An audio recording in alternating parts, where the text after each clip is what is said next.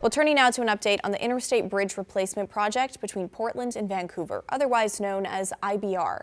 The project is awaiting the ever-important Record of Decision, basically the federal green light, expected sometime this year. And we're getting a new look at some of the surprising things the bridge team is having to do to get that approval. Let's explain. Okay, what you see here is the project's final supplemental environmental impact statement. It was published late last week. It's a comprehensive look at all the ways the new bridge will impact the surrounding environment and community, and we mean comprehensive. It's nearly 1,000 pages with appendix sections at the end stretching some 17,000 pages.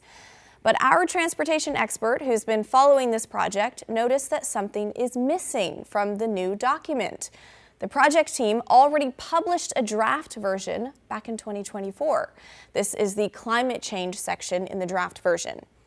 It's followed by the environmental justice section, and together there are more than 70 pages of analysis into things like how the new bridge will impact marginalized communities and greenhouse gas emissions. And here's what those sections show in the final version. That's everything. Those paragraphs explain that. As a result of the executive orders from President Trump issued last year, federal agencies no longer take climate change or environmental justice issues into account when evaluating major projects. So those sections have been dropped from the report. That earlier draft version was released in order to gather public feedback, and the project team got over 3,600 comments.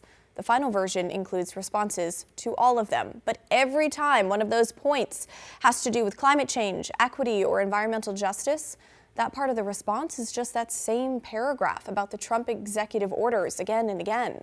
It appears nearly 500 times. The only place where you can find any climate and environmental justice related material is in a separate document related to state requirements for both Oregon and Washington. Now, the bridge team told us that's coming later this year and will include the deleted sections and responses to all those public comments about those topics. However, the main report stresses that federal agencies are not involved in the creation of that extra document and will not consider its contents.